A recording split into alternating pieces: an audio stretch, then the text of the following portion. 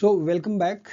हम लोग डिस्कस कर रहे हैं चैप्टर 11 सिस्टमेटिक लिटरेचर रिव्यू और इसका ये 4th लेक्चर है। इसमें हम लोग जब मेटा एनालिसिस डिस्कस कर रहे थे तो वहां पे देखा कि यदि स्टडीज जो है जो हम लोग इंक्लूड कर रहे हैं सिस्टमेटिक रिव्यू में, वो उसमें हेट्रोजेनिटी ज़्यादा है, होमोजीनियस स्टडी नहीं है, वो हेट्रोजीनियस स्टडी है। और वो हेट्रोजेनिटी जो है इट इज़ वेरी ग्रेट, मतलब ज़्यादा है।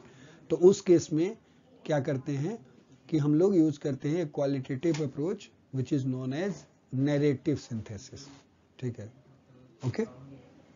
तो हेट्रोजेनिटी ज़्यादा होगी, क्वालिटेटिव स्टडी है, राइट। तो उस केस में हम क्या यूज करेंगे, नैरेटिव सिंथेसिस। और नैरेटिव सिंथेसिस अब क्या है? सो it is important to bear in mind that a meta-analysis is not synonymous with systematic review। मतलब systematic review और meta-analysis जो है दोनों synonymous word नहीं है, पहला ये बात समझना जरूरी है। It is important to bear in mind that a meta-analysis is not synonymous with systematic review। क्यों? As many reviews relies on studies which are not randomized controlled trial but are based on qualitative data and analysis।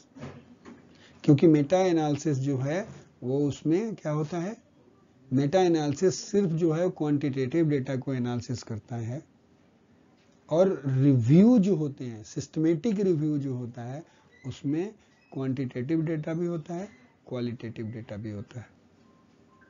तो इसलिए हम लोग Meta analysis को systematic review के synonymous नहीं बोल सकते, डिफरेंस है। करेक्ट, आप समझ गए। दूसरा बोला वहीं कि रिव्यू जो भी होता है वो सारे के सारे कोई जरूरी नहीं है कि वो रैंडमाइज कंट्रोल ट्रायल्ड ही हो। सिस्टमेटिक रिव्यू में भी प्रीडोमिनेंटली नैरेटिव हो सकता है और डिस्क्रिप्टिव, और they may include narrative elements alongside a meta analysis. तो रिव्यू, सिस्टमेटिक रिव्यू जो है वो ऐसा हो सकता है कि नैरेटिव भी हो या डिस्क्रिप्टिव स्टडीज हो, क्वालिटेटिव जिसको बोलते हो, राइट। या ऐसा हो सकता है कि वो दोनों इंक्लूड करें, नैरेटिव भी इंक्लूड करें स्टडीज को और साथ साथ में मेटा एनालिसिस भी हो, यानी उसका क्वांटिटेटिव डेटा भी उसमें अवेलेबल हो। Fine. For example, the EPPI Center carries out a variety of types of systematic study in a wide range of subject areas। ये लोग wide range of subject area में systematic review कंडक्ट करते हैं, और वो भी types of systematic review जो होता है उसमें भी वैरायटी होती है, डिफरेंसेस होते हैं। An example of a review question and a review title are given below which do not lend themselves to meta analysis। मतलब ये बोल रहे हैं कि एक एग्जाम्पल दिया है यहाँ पे रिव्यू क्वेश्चन का एंड ए रिव्यू टाइटल, दोनों चीज दिया हुआ है। Are given below which do not lend themselves, मतलब सिर्फ टाइटल और उसको और रिव्यू क्वेश्चन को देख करके, रिव्यू क्वेश्चन और टाइटल को देख करके ये नहीं बोला जा सकता do not lend themselves to the meta analysis, मतलब वो उसमें मेटा एनालिसिस नहीं हो सकता। एग्जाम्पल दिया है यहाँ पे कि what strategy can be used by initial teacher training provider, trainees and newly qualified teacher, right, to raise the attainment of peoples from culturally diverse background। ये क्वेश्चन है, ये आपका रिसर्च क्वेश्चन है। तो ये रिसर्च क्वेश्चन से ये नहीं पता चलता कि इसमें हम मेटा एनालिसिस ही कर सकते हैं, क्योंकि यदि ये पता होता है कि ये न्यूमेरिकल वैल्यूज रिजल्ट आएगा, इसका डेटा जो होगा वो क्वांटिटेटिव होगा, तो शायद फिर भी हमें बात समझ में आ जाती कि यहाँ पे हम मेटा एनालिसिस कर सकते हैं। यहाँ पे क्वेश्चन क्या है, स्ट्रेटेजी पूछ रहा है कि कौन सी स्ट्रेटेजी यूज करी जाए बाय इनिशियल टीचर्स की ट्रेनिंग के, जो लोग टीचर ट्रेनिंग प्रोवाइड करते हैं उनको, ट्रेनीज को, टीचर ट्रेनिंग जो प्रोवाइड करते हैं उनको, ट्रेनीज को, और न्यूली क्वालिफाइड टीचर्स को, ट्रेनीज और न्यूली क्वालिफाइड टीचर्स को जो लोग ट्रेनिंग प्रोवाइड करते हैं, राइट, उस केस में क्या स्ट्रेटेजी यूज करी जाए so that we can raise the attainment of pupils from culturally diverse background, मतलब जो उनके शिष्य जो बने बेसिकली उनके नंबर बढ़ाए जाए, मतलब attainment of this, right, from different culture, diverse culture से लोग आए और उनकी संख्या बढ़े। कैसे ट्रेंड कराया जाए ताकि बाकी हर जगह से लोग जो स्टूडेंट्स आए बेसिकली, समझिए। A synthesis of research addressing children's,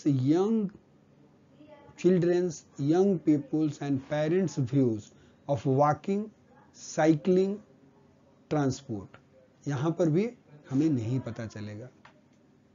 okay, कि यहाँ पे क्या है, रिसर्च क्वेश्चन क्या है, सिंथेसिस ऑफ रिसर्च क्या एड्रेस कर रहा है, बच्चे, यंग और पेरेंट्स का व्यूज क्या है जो वॉकिंग और साइकिलिंग करते हैं, वॉकिंग और साइकिलिंग से ट्रांसपोर्ट करना चाहते हैं, मतलब या तो चल के जाना चाहते हैं या नहीं तो साइकिल से जाना चाहते हैं, तो यहां पर भी हमें पता नहीं चलता। नाउ नैरेटिव सिंथेसिस क्या है, is an approach which can be incorporated into the systematic review process and involves using text and words to present stories of the studies being reported.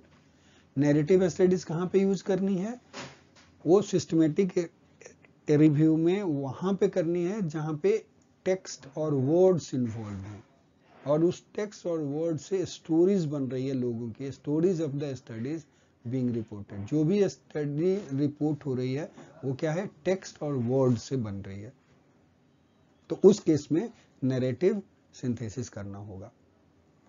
It is a process that can be particularly helpful for reviews which are, मतलब उस type के review जो इन questions को address कर रहे हैं, that addressing questions that are not looking at effectiveness of intervention, मतलब जो इंटरवेंशन के इफेक्ट को नहीं देख रहे हैं, are not looking at effectiveness of interventions but instead at the factors, facilitators and barriers that might influence the successful implementation। मतलब आप देख क्या रहे हो कि कौन से फैक्टर्स जो होंगे वो सक्सेसफुल इंप्लीमेंटेशंस को इफेक्ट कर सकते हैं, या तो फैसिलिटेट करें या उसमें बाधा डाल दें, समझ गए। आउटकम मेजर नहीं कर रहे, इफेक्टिवनेस कोई किसी इंटरवेंशन का इफेक्ट नहीं मेजर कर रहे हैं, जबकि हम फैक्टर्स जानना चाहते हैं कि ये पर्टिकुलर फैक्टर्स जो है वो कैसे सक्सेसफुल आउटकम्स जो है या सक्सेसफुल इंप्लीमेंटेशन जो करना उसको कैसे इफेक्ट करेगा। तो उस केस में हमें क्या करना है, नैरेटिव सिंथेसिस यूज करेंगे, right. Narrative synthesis can be used as either a supplement or as an alternative to meta-analysis। Narrative synthesis जो है उसको as a supplement यूज करा जा सकता है या अल्टरनेटिव यूज करा जा सकता है मेटा एनालिसिस का, जहां मेटा एनालिसिस नहीं यूज हो सकता वहां पे वो यूज होएगा, और नहीं तो मेटा एनालिसिस भी यूज हो रहा है और सब जो कुछ बात मेटा एनालिसिस से नहीं निकल के आ रही है तो हम नैरेटिव सिंथेसिस कर ले रहे हैं, वो बात वहां पे निकल के आ जाएगी। जैसे for example effect of intervention, यदि मान लो कि कोई एक ऐसी स्टडी है जिसमें हम इफेक्ट ऑफ इंटरवेंशन देखना चाहते हैं और ये भी देखना चाहते हैं कि कौन कौन से फैक्टर्स जो हैं इन चीजों को इन्फ्लुएंस कर सकते हैं, वो भी स्टडी करना चाहते हैं, तो उस केस में कौन कौन से फैक्टर जो हैं जो इन्फ्लुएंस कर रहे हैं उसकी स्टडी जो होगी वो नैरेटिव सिंथेसिस से हो जाएगी, और दूसरे वाले की स्टडी जो है इफेक्ट ऑफ इंटरवेंशन जो है वो मेटा एनालिसिस से मिल जाएगा। ओके, तो in this case it will work as a supplement, क्योंकि जो इंफॉर्मेशन मेटा एनालिसिस से नहीं मिल रहा था वो नैरेटिव सिंथेसिस से मिला। Clear? It is also a helpful approach when the studies being reviewed are very diverse in nature and or report on qualitative research। मतलब ये नैरेटिव स्टडी जो है वो वहां पर भी हेल्पफुल होएगा, नैरेटिव सिंथेसिस, जहां पे जो रिव्यू कर रहे हैं जो स्टडीज को वो वेरी डाइवर्स इन नेचर है, वो अलग अलग टाइप की स्टडीज, मतलब एक टाइप का नहीं है, होमोजीनियस नहीं है, हेट्रोजीनियस है। लाइक आप समझ पा रहे हो कि जैसे सिमिलर क्वेश्चंस नहीं है, सिमिलर डिजाइन नहीं है, सिमिलर स्टैटिस्टिकल टेक्निक्स यूज नहीं हुआ है। किसी में कोई स्टैटिस्टिकल टेक्निक यूज हुआ, कोई किसी के स्टडी डिजाइन अलग है, किसी के रिसर्च क्वेश्चंस अलग हैं। तो उस टाइप का यदि स्टडीज का सिस्टमेटिक आप रिव्यू कर रहे हो तो वहां पे जो होगा वो नैरेटिव सिंथेसिस वाली स्टडी जो होगी वो ज्यादा यूजफुल होगी। और रिपोर्ट जो बनाया है वो क्वालिटेटिव, डेटा क्वालिटेटिव है, टेक्स्ट और वर्ड्स का खेल है, तो वहां पर भी नैरेटिव सिंथेसिस यूज होगा।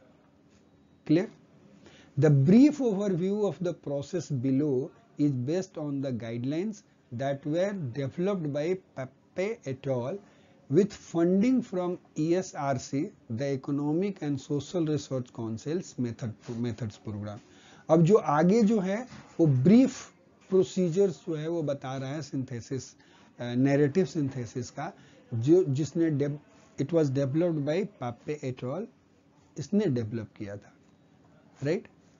The guidelines themselves include 2 worked examples. इस गाइडलाइन में 2 एग्जांपल्स भी है of the process of narrative synthesis and the use of its tool, और इस टूल को कैसे यूज करना है उसके बारे में है, वो 2 एग्जांपल के साथ।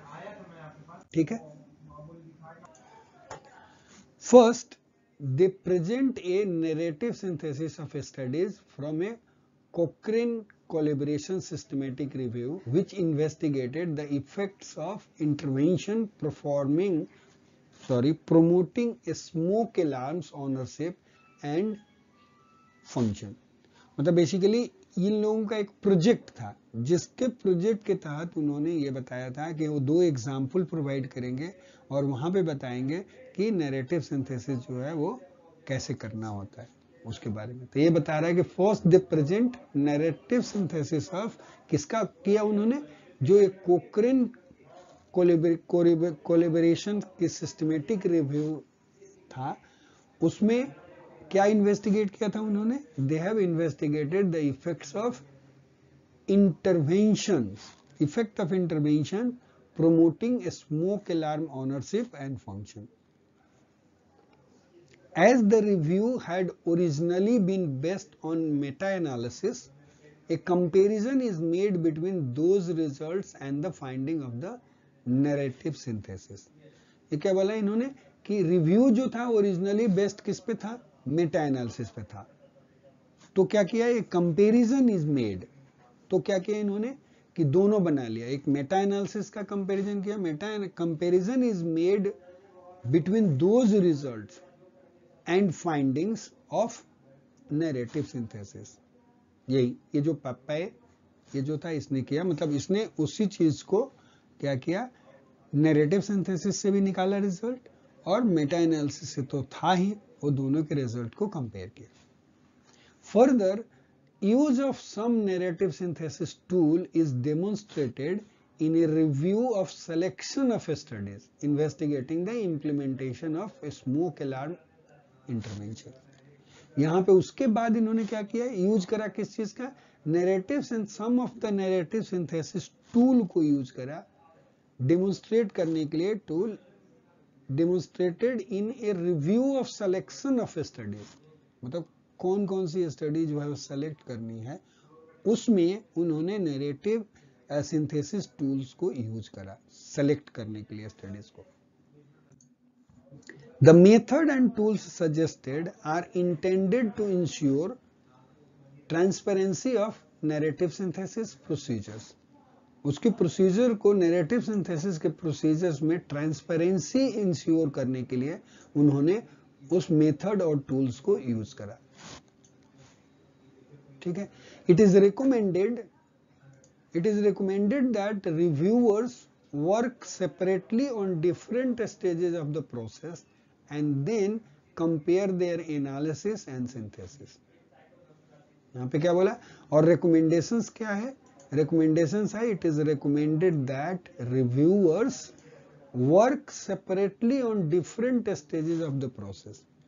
जो रिव्यू का जो डिफरेंट स्टेज ऑफ प्रोसेसेस है उस पे बोल रहे हैं कि रिव्यूअर अलग अलग काम करें। Reviewer work separately on different stages of the process and then उसके बाद compare their analysis and synthesis, उसके बाद अपने कंपेयर करते हैं अपने एनालिसिस को और सिंथेसिस को। These should then be presented as mutually agreed और transparently divergent। और फिर उसको उन्होंने कैसे रिप्रेजेंट किया कि म्यूचुअली एग्रीड या और ट्रांसपेरेंटली डाइवर्जेंट। मतलब दो ही चीज हो सकता है, या तो लोग मान लो कि आपने भी एनालिसिस किया इंडिविजुअली, मैंने किया डिफरेंट रिसर्च पे और तुमने किया, 3 लोगों ने किया, तो ये हो सकता है कि हम तीनों म्यूचुअली एग्री हो जाएं, या ऐसा भी हो सकता है कि हम लोग डाइवर्जेंट हो, आप कुछ बोलो, ये कुछ बोले, मैं कुछ बोलूं, राइट। ट्रांसपेरेंटली डाइवर्जेंट का मतलब होता है कि वो इट इज मतलब आप वो डाइवर्जेंस जो चीजें जो हैं वो रीडर कोई भी देख सकता है, उसको पता है, right. There are 4 important phases of narrative synthesis। narrative synthesis के 4 phases हैं, important phases हैं।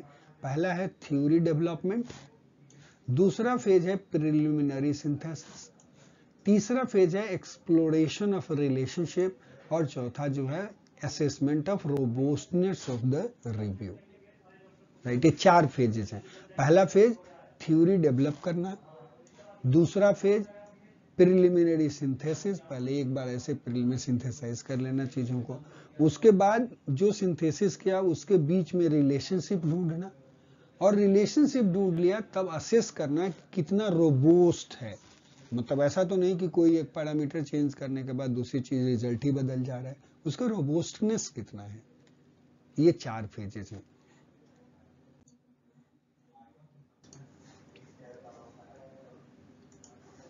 द फर्स्ट स्टेप जो है इसका थ्योरी डेवलपमेंट जो है वो step recommended is the development of A preliminary theory of how, why and for हुम एन इंटरवेंशन वर्क्स। तो वहां पे क्या है, पहला यह है कि फर्स्ट स्टेप में रिकमेंडेशन जो है वो क्या बोल रहा है, development of A preliminary theory.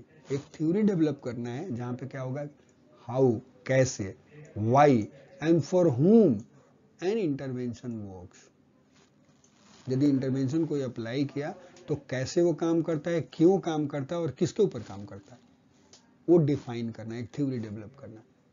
The purpose of this जो है इसका क्या है, the purpose of this is to provide a framework that can guide decisions about the review question and studies to be reviewed and to assist with interpretation and applicability of the review findings। ठीक है, तो बोल रहा है the purpose of this, मतलब इस type की theory develop करने का पर्पस ये है कि टू प्रोवाइड ए फ्रेमवर्क, एक फ्रेमवर्क बना दिया जाए that can guide the decision, right, about the review question. मतलब कौन सा रिव्यू क्वेश्चंस कैसे लेना चाहिए, या ऐसा समझ लो कि that can guide decision about the review questions.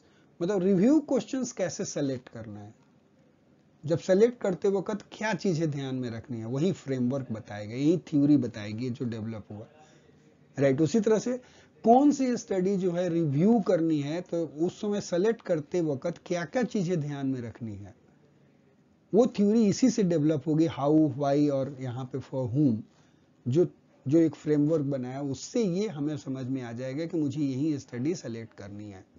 And to assist with interpretation and applicability of the review findings.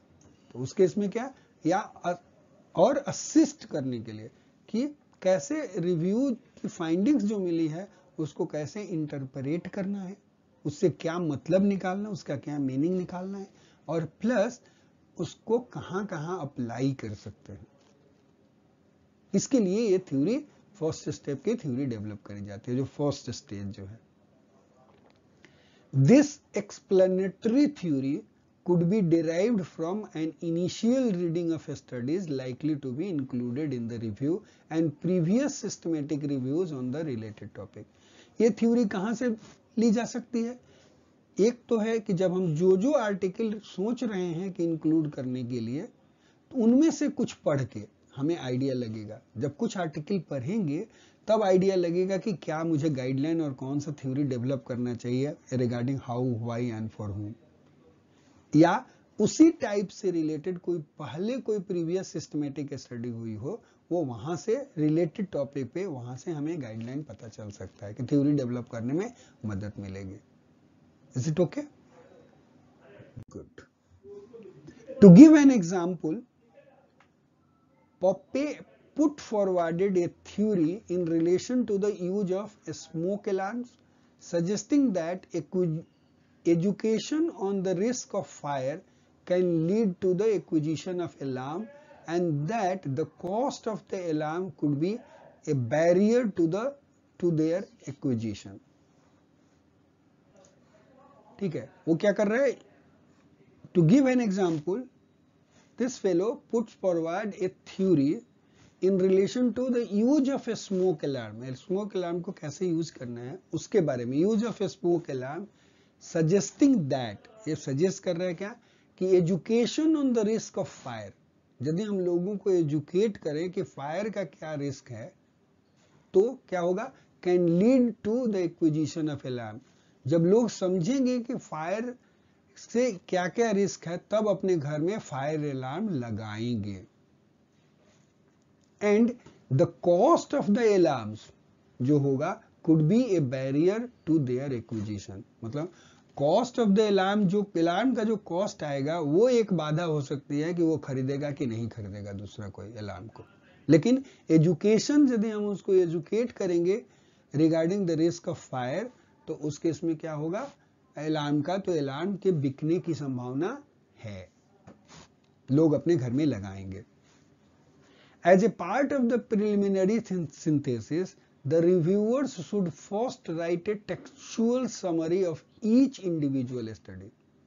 अब बोल रहे हैं क्या कि जब प्रिलिमिनरी सिंथेसिस, अब दूसरा स्टेप आ गया, राइट, कि प्रिलिमिनरी सिंथेसिस में देखो यहां पे जो एग्जाम्पल जो दिया ना वो थ्योरी का दिया, थ्योरी डेवलपमेंट की बात करें। यहाँ पे थ्योरी यही क्या डेवलप हुआ कि भाई यदि हम एजुकेट करते हैं regarding the risk of fire, तब अलार्म, फायर अलार्म लोग जो होंगे वो खरीदेंगे लोग, और उसमें पोटेंशियल बाधा ये होगी, एक थ्योरी डेवलपमेंट है। कौन खरीदेगा, क्यों खरीदेगा, आ गया ना, फॉर हुम, तीनों चीज आ गई इसमें।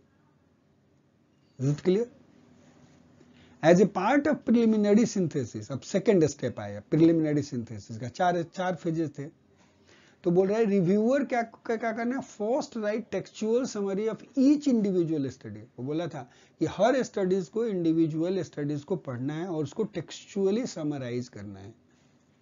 Encompassing studies that are both included and excluded from the review, मतलब जो एक्सक्लूड हुआ है वो भी और इंक्लूड हुआ है वो भी, दोनों को ही समराइज करना है प्रिलिमिनरी सिंथेसिस में। There should be an agreement between the order and type of information included in the summary to give consistent format. अब यहाँ क्या बोल रहे हैं कि एक एग्रीमेंट होना चाहिए किसके बीच में, order and type of information, जो हम समरी में इंक्लूड करेंगे वो किस ऑर्डर में इंफॉर्मेशन इंक्लूड करेंगे और किस टाइप का इंफॉर्मेशन जो है इंक्लूड करेंगे, उसके बारे में पहले हमें एग्रीमेंट बना लेना चाहिए हर ऑथर के बीच में, क्योंकि हर लोग अलग अलग स्टडी को रिव्यू कर रहा है, तो जो समरी लिखेगा तो किस ऑर्डर में लिखेगा और किस टाइप के इंफॉर्मेशन जो है वो इंक्लूड करेगा, वो एक फिक्स हो जाएगा, एग्रीमेंट होएगा, तो कंसिस्टेंट फॉर्मेट में डेटा अवेलेबल होगा। समझिए? These can then be condensed into tables with comparable information about each study in corresponding columns. That is, author/year, location of the study, participants, interventions and significant factors related to implementation. Chapter 4 में भी इस type का table हमने बनाया था। ये बोल रहा है कि जब हम ये डेटा इकट्ठा कर लेंगे, हर की टेक्सचुअल समरी लिख ली, कब पब्लिकेशंस हुआ था, कौन सा ऑथर था, किस ईयर में हुआ, कहाँ का स्टडी है, कितने पार्टिसिपेंट्स थे, ये कौन सा इंटरवेंशन लिया, कौन से सिग्निफिकेंट फैक्टर्स थे इम्प्लीमेंटेशन से रिलेटेड, वो सारी चीजों को हम टेबल में कंडेंस कर सकते हैं, मतलब टेबल में एंट्री कर देते हैं, right. The studies should then be grouped, उसके बाद उस स्टडी को ग्रुप करते हैं और clustered according to the criteria such as their research setting, किस टाइप की रिसर्च सेटिंग थी उसके बेसिस पे क्लस्टरिंग कर दो या ग्रुप कर दो कि अच्छा ये दो स्टडी तो एक टाइप की है depending on the research settings के हिसाब से, या 4 स्टडी इस टाइप की है, लाइक ऐसे ऐसे करके ग्रुपिंग कर देना। उसको ग्रुपिंग रिसर्च सेटिंग्स पे करी जा सकती है, स्टडी डिजाइन पे करी जा सकती है, कैरेक्टरिस्टिक्स ऑफ पार्टिसिपेंट्स के बेसिस पे मतलब ग्रुपिंग करी जा सकती है, इंटरवेंशन टाइप के बेसिस पे भी उसकी ग्रुपिंग करी जा सकती है, आउटकम मेजर्स के हिसाब से ग्रुपिंग करी जा सकती है, और the factors that may affect the implementation उसके बेसिस पे भी ग्रुपिंग करी जा सकती है। तो स्टडीज को उसके बाद क्या करना है, ग्रुप करना है या क्लस्टर करना है। Again, tabular presentation with agreed heading is recommended, that is clustered studies according to location, focus, population. Alongside the clustering, an indicative thematic analysis should be carried out to identify key concept which feature in the study. मतलब key concept which feature in the study, ये बोल रहा है कि जब आप clustering बोल रहा है कि अगेन टेबुलर जो प्रेजेंटेशन जो होगा वो भी एग्रीड हेडिंग्स में होना चाहिए, इज रिकमेंडेड, मतलब बेसिकली उसमें बोल रहा है एग्जांपल में दिया क्लस्टरिंग स्टडीज अकॉर्डिंग टू मान लो लोकेशन पे किया या फोकस पे किया या पॉपुलेशंस पे किया, राइट। तो एलोंग साइड मतलब इस पे कर सकते हैं, हेडिंग्स पे ग्रुपिंग कर सकते हैं। उसके बाद बोला कि एलोंग साइड द क्लस्टरिंग, जब क्लस्टरिंग कर दिया उसके साथ साथ में हम ये भी प्रोवाइड कर सकते हैं, एक थीमेटिक एनालिसिस कर सकते हैं ये आइडेंटिफाई करने के लिए कि इसमें से कौन से की कॉन्सेप्ट हैं जो स्टडी को डिस्क्राइब करते हैं, वो वहीं पे वो लिख सकते हैं। For example array at all identifies barriers and levers in relation to the acquisitions, installation and continued use of a smoke alarm which resulted from a thematic analysis of included studies and then presented these themes into the table।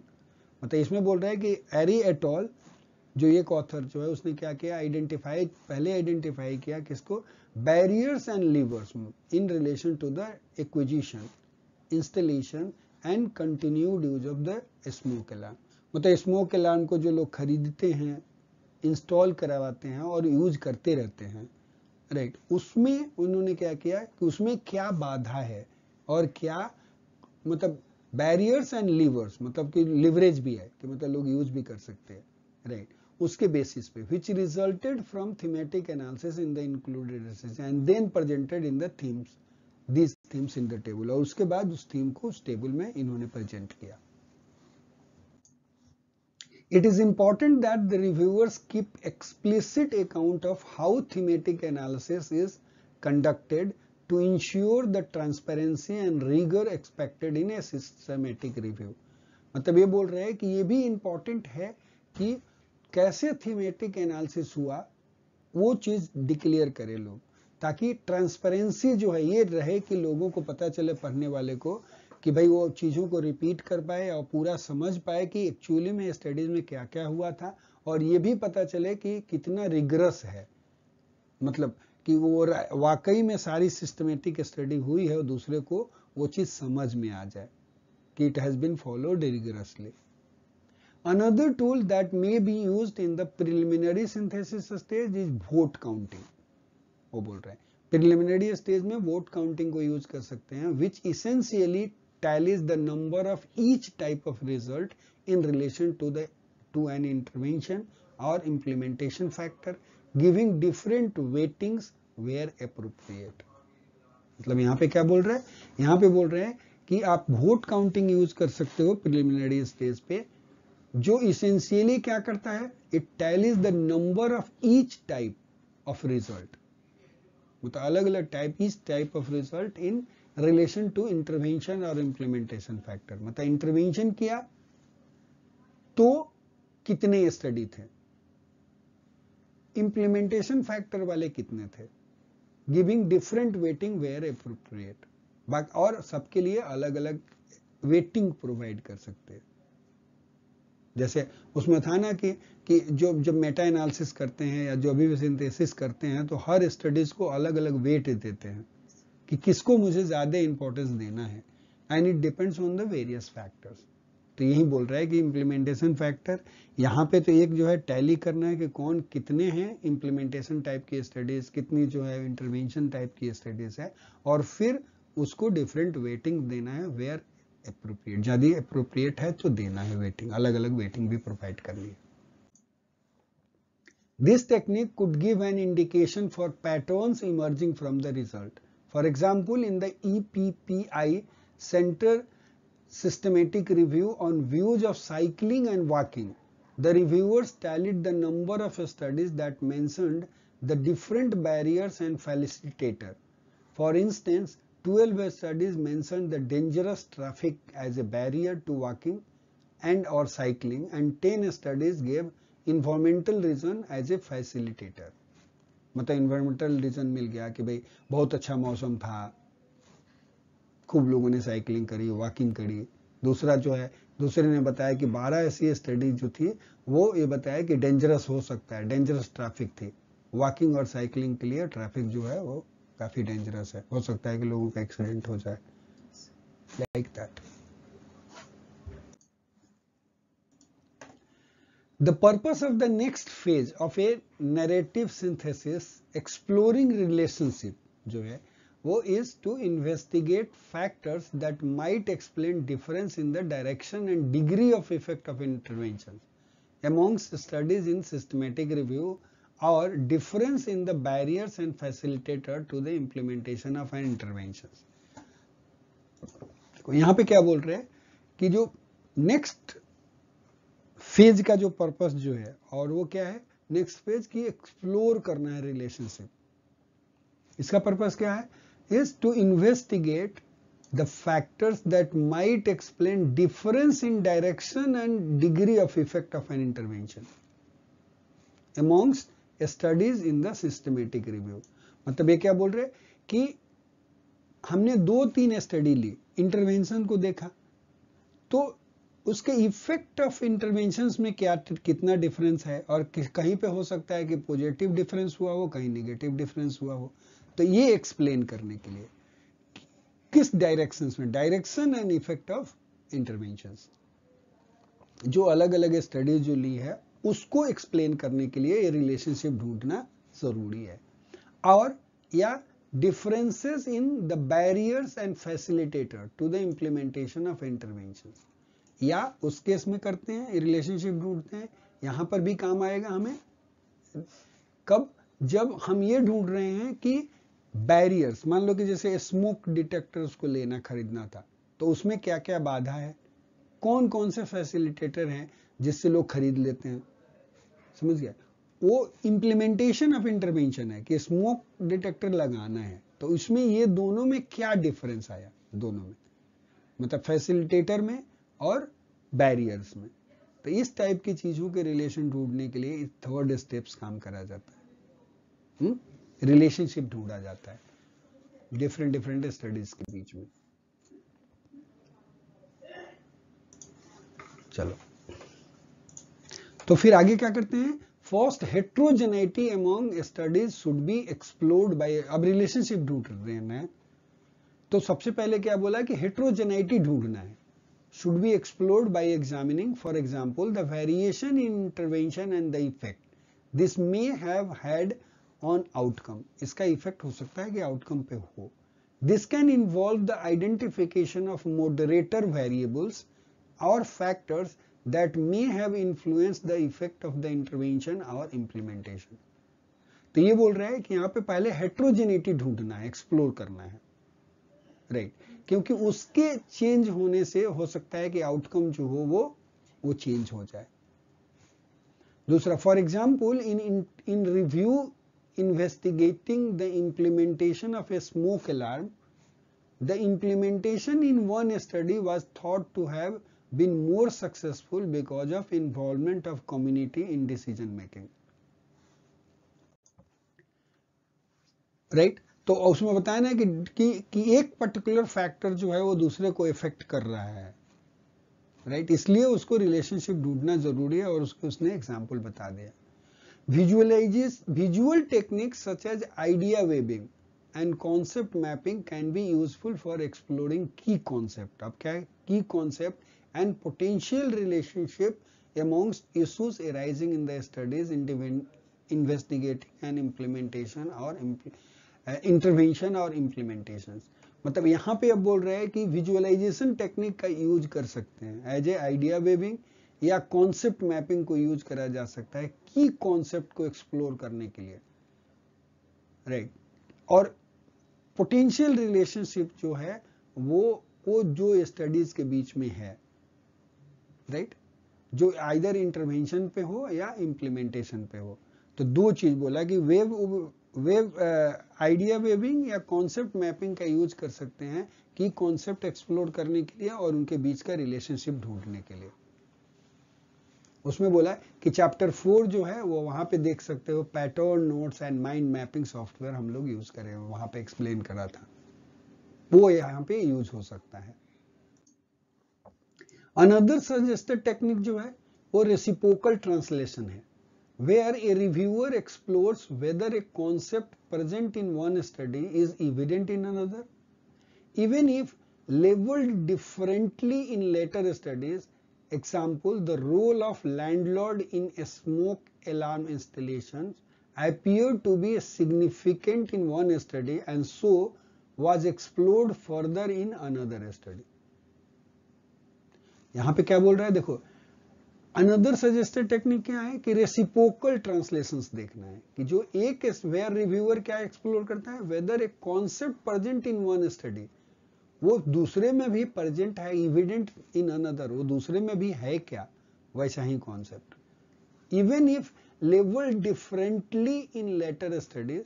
हो सकता है कि उसको दूसरे ढंग से level किया गया हो लेकिन दोनों के बीच में कोई रेसिप्रोकलिसिटी हो सकती है, राइट तो जैसे एग्जांपल दिया कि role of landlord in smoke alarm installations appear to be significant. एक स्टडी में कि लैंडलॉर्ड को समझ में आई बात, भाई मान लो कि लैंडलॉर्ड है और एक जो किराएदार है, किराएदार सोचेगा मैं क्यों खर्चा करूं, लेकिन लैंडलॉर्ड यदि इन्वॉल्व है तो वो सोचेगा यार मेरे घर में आग लगी तो मुझे सबसे ज्यादा नुकसान है तो मुझे स्मोक अलार्म तो लगा लेना चाहिए.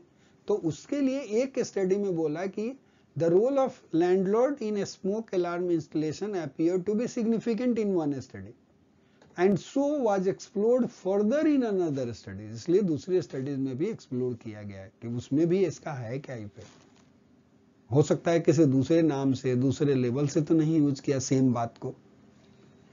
As a final step in exploring relationship phase, the synthesis of key concept can be summarized in a tabular form and narrative story can be told. वो बोला कि फाइनल स्टेप जो है एक्सप्लोरिंग रिलेशनशिप फेज का, उसमें क्या करते हैं कि सिंथेसिस ऑफ की कॉन्सेप्ट को टेबुलर फॉर्म में समराइज कर देते हैं और फिर उससे स्टोरी एक नैरेटिव स्टोरी बना लेते हैं और फिर बोल के बताते हैं लोगों को बेसिकली.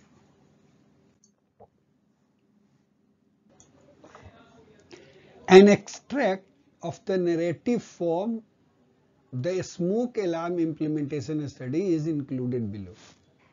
यहाँ पे क्या लिखते हैं, the two aspects of implementation appear to affect the success or otherwise of intervention. The commitment of landlords is beneficial at all stages by providing alarms free of charge or to overcome tenants' fear about damage to the property. Tenants' appropriate perception of their own risk of domestic fires is necessary but insufficient at two stages to motivate acquisition फिर dash dash लिखा and to achieve maintenance. ठीक है, अब देखो ये क्या किया इसने, स्टोरी बना दी उसकी ये पूरी की, डैश डैश जहां पे बीच में करना था वो बता दिया कि भाई टेनेंट जो लैंडलॉर्ड जो है वो इसने बताया commitment of landlord is beneficial at all stages by providing alarm free of charge. उसने क्या किया, alarm free of charge tenants को दे दिया, और to overcome tenants fear about damage of the property. तो वो क्या मतलब उनका तो वो तो होता ना कि भाई यदि डैमेज हो गया किसी कारण से तो टेनेंट से लोग बोलते हैं कि भाई तुम रिपेयर करवाओगे। तो यदि मान लो कि यदि ये उसको फियर है कि हमको रिपेयर करवाना पड़ेगा तो फिर अलार्म अपना लगा लेगा, बोलेगा यार उससे तो अच्छा है कि अलार्म लगा लो, राइट। और फिर बोल रहा है कि tenants appropriate perception of their own risk of domestic fire, यदि वो परसीव कर रहे हैं तब ये भी चीज इफेक्ट करेगा। Is necessary but insufficient, necessary है but insufficient at 2 stages, 2 stages पे, कब कि टू मोटिवेट एक्विजिशन या खरीदना है, एंड टू अचीव मेंटेनेंस, दोनों लेवल पे खरीदारी करनी है और आगे मेंटेन करना है। वो वहां पे टेनेंट्स का जो बोल रहा है कि इसका अपना रिस्क जो है वो समझता है, यदि कि भाई आग लग सकती है, उसका क्या परसेप्शन है उसके बारे में, वो बोल रहा है नेसेसरी तो है लेकिन इनसफिशिएंट है, कि वो मोटिवेट करेगा ये बात। लेकिन पहला वाला तो इंपॉर्टेंट है कि लैंडलॉर्ड यदि फ्री में प्रोवाइड कर देता है तो आराम से लग जाएगा और मेंटेनेंस भी चलता रहेगा, क्योंकि लैंडलॉर्ड उसके इंपॉर्टेंस को समझता है कि प्रॉपर्टी में कितना लॉस होएगा। द फाइनल फेज क्या है उसके बाद, the final phase of A narrative synthesis involves addressing the robustness of the review, right? The EPPI Center has issued guidelines for establishing the weight of evidence of a study based on 3 criteria, कि मतलब कैसे waiting देनी है। Methodological soundness, methodology कितनी sound है उसके पे number देना है। जैसे रिव्यू के लिए नहीं जाता पेपर, इसके लिए इतना नंबर है, इंट्रोडक्शन कितना बढ़िया लिखा है, मेथोडोलॉजी क्लियर है नहीं है, उसके लिए इतना number, like this. So methodological soundness कैसा है, appropriateness of the study design appropriate है कि नहीं है, and the relevance of the study to the review question, जो क्वेश्चन जो एड्रेस कर रहे हैं लिटरेचर मतलब रिव्यू सिस्टमेटिक रिव्यू में, उससे स्टडी जो है वो कितनी रेलिवेंट है। On the basis of the extent to which a study meets these expectations, मतलब ये तीनों के expectations कितने meet करते हैं, the reviewers make a composite assessment of the overall weight that studies carry। अब उसके बेसिस पे वो overall weight जो है एक स्टडी को प्रोवाइड करता है। Any grading systems used to do this must be explicitly described as well as how the weightings are applied to the overall result of the synthesis। दोनों ही चीजें बोल रहा है कि जो भी ग्रेडिंग सिस्टम आपने यूज करा है वो एक्सप्लिसिटली डिस्क्राइब करना है, बताना है, as well as how the weightings are applied, और कैसे वेटिंग अप्लाई किया था ओवरऑल रिजल्ट्स को सिंथेसिस करने के लिए, वो भी चीज डिस्क्राइब करना है। Additional techniques for assessing robustness includes a comparison of results with earlier related reviews। robustness को एडिशनल टेक्निक कौन कौन सी हो सकती है एसेस करने के लिए, कि हम कंपेयर करें अपने रिजल्ट को प्रीवियस जो पब्लिश्ड रिजल्ट है, रिव्यू है, उससे, results with earlier related review से, correct. Checking the results with the author of preliminary studies included in the review, वहां से हम चेक करें, and writing a critical reflection on the narrative synthesis process, और जो narrative synthesis process जो है उसके ऊपर क्रिटिकली रिफ्लेक्ट करना, मतलब उसकी राइटिंग लिखना, क्रिटिकल राइटिंग करना, वो वहां से उसका रोबस्टनेस जो है वो पता चलता है। Having given a concise overview of 2 different approaches to analysis and synthesis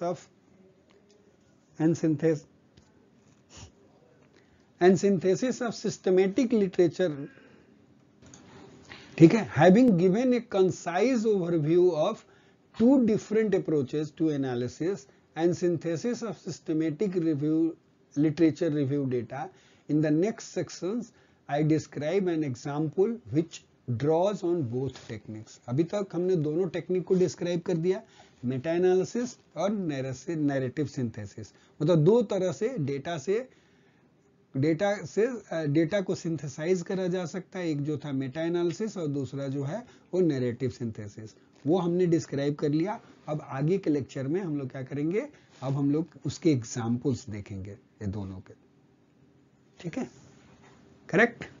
so thank you, thanks a lot.